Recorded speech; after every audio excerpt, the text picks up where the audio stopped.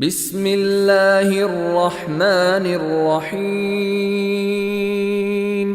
والعاديات ضبحا فالموريات قدحا فالمغيرات صبحا فأثرن به نقعا فوسطن به جمعا إن الإنسان لربه لكنود وإنه على ذلك لشهيد وإنه لحب الخير لشديد أفلا يعلم إذا بعثر ما في القبور